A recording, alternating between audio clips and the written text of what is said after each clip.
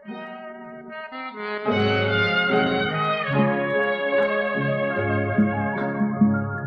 ងកំពុងហាវរៀងរាវខ្មែរម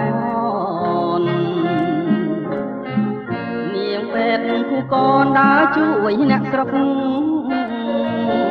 ក្រោយពេលសង្គ្រាមខ្មែរយើងបានសុខ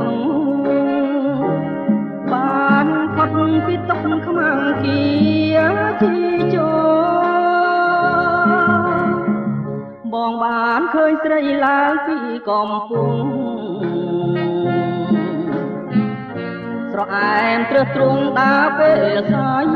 នស្រុកកំពុងលែងបបរពនចិត្តបងមិនទាន់រំភើបស្នេហា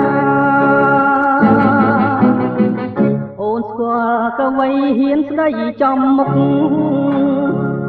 ឲ្យបងពើតយកបេះដូងរងថ្លាចំអន់សាច់លេងបានតែវិចាខ្លាចក្រែងមកថាមានម្ចាស់ទៅហើយ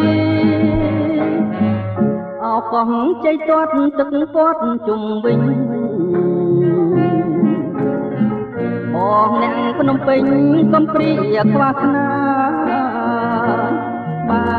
មិនបានដៃសំផាហុំកាយកែវកំតាយដាំងទៀនបងអ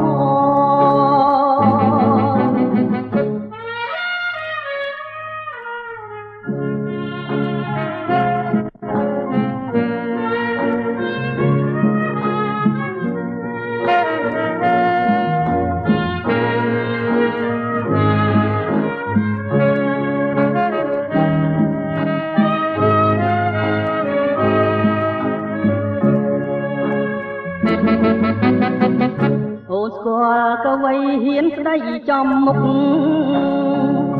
ឲ្យបងពើតយក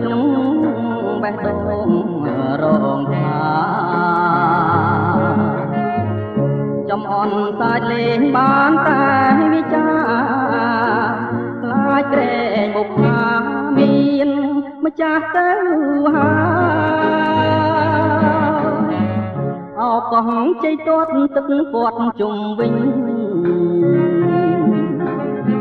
បងអ្នកភ្នំពេញកំព្រាខ្វះខ្នា